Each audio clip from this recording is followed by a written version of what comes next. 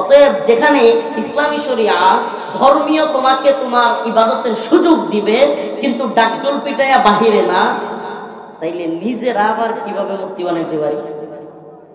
নিজেরা আবার কিভাবে মূর্তি বানাইতে পারি? নাউজুবিল্লাহ। আল্লাহ তাআলা হেদায়েত দান করুক বলে আমিন। ইয়া আইয়ুহাল্লাযীনা আমানু লা তাত্তাখিযুল ইয়াহুদা ওয়ান নাসারা আউলিয়া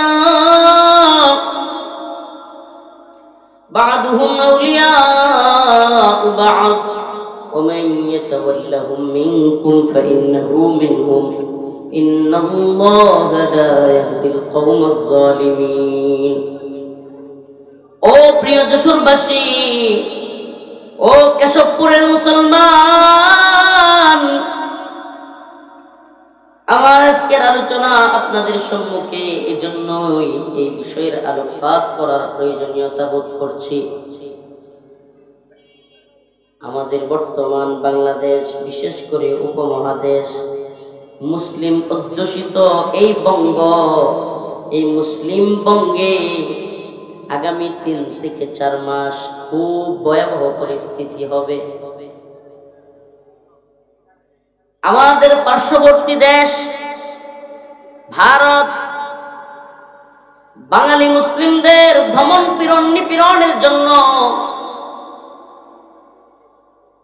তাদের দেশের ভিতরে কাশ্মীর সহ অন্যান্য ভূখণ্ডের মুসলমানদেরকে যেইভাবে নির্যাতন নিপীড়ন করতেছে, এদের চাওয়া হলো বাংলাদেশেও মুসলমানদেরকে নির্যাতন নিপীড়ন করে স্টিম রোলার চালিয়ে আলেমদেরকে, ইসলামকে আঘাত করে, আলেমদেরকে, ইসলামকে এখানে দাঁড়াতে না দিয়ে এদেশে আবারও তাদের সেবাদাস, তাদের কৃতদাস কিংবা কোনো কৃতদাসী, তাদের গোলাম কোনো সরকারকে বসানো।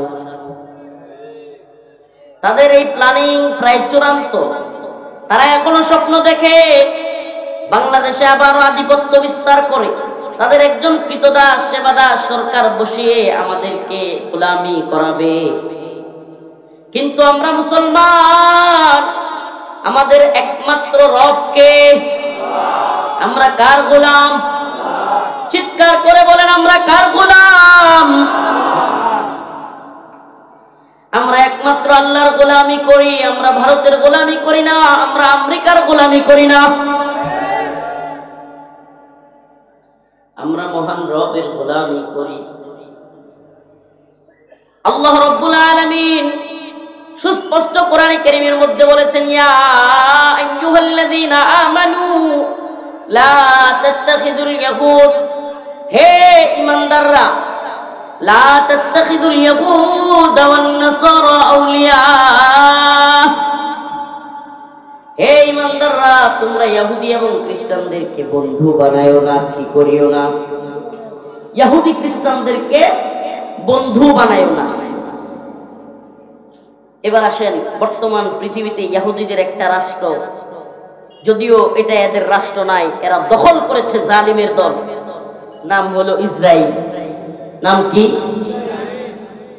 আমি আপনাদের সামনে প্রশ্ন করতে চাই, গোটা পৃথিবীতে সবচাইতে বেশি মুসলমানদের উপর নির্যাতন করতেছে যারা, এরা কি এই ইসরায়েল?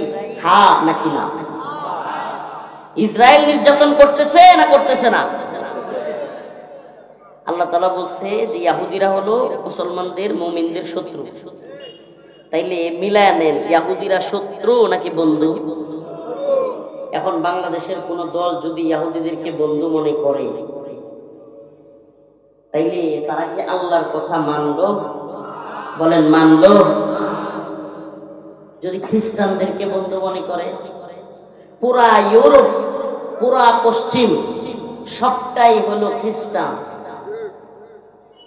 ইউরোপের কোন রাষ্ট্রকে যদি বাংলাদেশের কোন দল কিংবা সরকার বন্ধু মনে করে, Germany, France, Netherland, Spain, Italy কিংবা ইংল্যান্ড, যুক্তরাষ্ট্র, যুক্তরাজ্য, এগুলোর কোনটাকে, এই কানাডা, আমেরিকা, মুসলমানরা যদি, মুসলমানদের দেশগুলো যদি বন্ধু মনে করে, আল্লাহ বলেন এরা তোমাদের বন্ধু নয়, বা'দুহুম আউলিয়াউ বা'দ, এরা নিজেরা নিজেদের বন্ধু।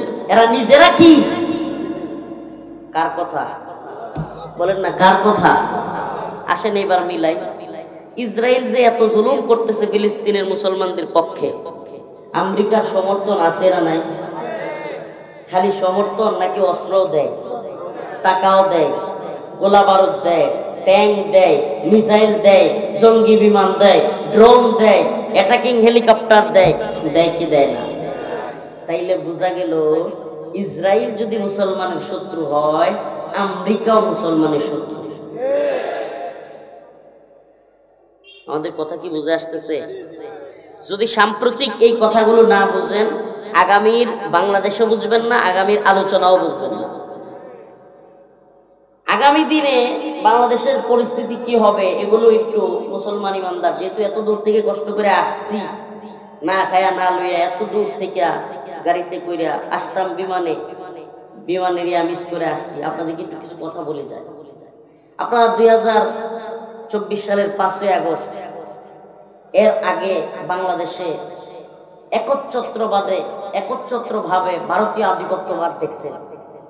যে সরকার ছিল আওয়ামী লীগের, শেখ হাসিনা সরকার, এটা ছিল ভারতের গোলাম, সেবাদাসী, ভারতের গোলামীর সরকার। এতদিন চলতো 5ই আগস্টের আগে ভারতের গোলামি, এখন নতুন করে শুরু হয়েছে আমেরিকার গোলামি। আপনারা কি এটা বুঝতে পারেন? আমি খুব সহজ ভাষায় শক্ত কথাগুলো বলে ফেলি, এতে কিছুই যায় আসে না, আল্লাহ মাফ করুন। কারণ এই উম্মতের সামনে আমাদেরকে অবশ্যই সঠিক সত্য কথাটা উপস্থাপন করতে হবে। এতদিন চলতো ভারতের গোলামি, এখন চলে আমেরিকার গোলামি। এজন্য আমি প্রায় প্রোগ্রামে বলে থাকি, গোলাম চেঞ্জ হয়েছে, মনিব চেঞ্জ হয়েছে, প্রভু চেঞ্জ হয়েছে, কিন্তু গোলামগুলো চেঞ্জ হয় নাই, একই রয়ে গেছে।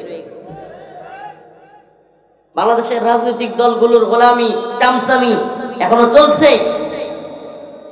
মনিব চেঞ্জ হয়েছে, ভারত থেকে মনিব আমেরিকার দিকে গেছে, না জানি আল্লাহ, না জানে আল্লাহ ভালো জানে সামনে কোন দিকে চলে যায় প্রভু। রাশিয়া, এদেশের কোন কোন রাজনৈতিক দলের মনিব প্রভু হইল রাশিয়া, কোনটার চীন, কোনটার আমেরিকা, কোনটার ভারত। নাউজুবিল্লাহ। এদেশের তথাকথিত দেশপ্রেমিক ধ্বজাধারী, স্লোগানধারী রাজনৈতিক নেতারা, এরা আল্লাহর কোরআন অবমাননা হইলে প্রতিবাদ জানাইতে পারে না। এরা আল্লাহর কোরআনকে পায়ের নিচে রাইখা লাথি মারলে, নাউজুবিল্লাহ, আল্লাহর কোরআনকে ছিঁড়া লাথি দিয়া ফেসবুকে ভিডিও আপলোড দিলে এদের চেতনা জাগ্রত হয় না, এরা কোনো প্রতিবাদ জানাতে পারে না। এদেশে আল্লাহর রাসূলকে নিয়ে কটূক্তি করলে এরা কোনো প্রতিবাদ জানাইতে পারে না। এদেশের মধ্যে ইসকন আমাদের ভাই আলিফকে হত্যা করলে এদের কোনো শক্ত আওয়াজ দেখা যায় না। ধরবার জন্য, মামলা করবার জন্য এদের কোনো প্রচেষ্টা দেখা যায় না। এদেশে ইসকনের সন্ত্রাসীরা একজন আলেমকে গুম করে পায়ে হাতে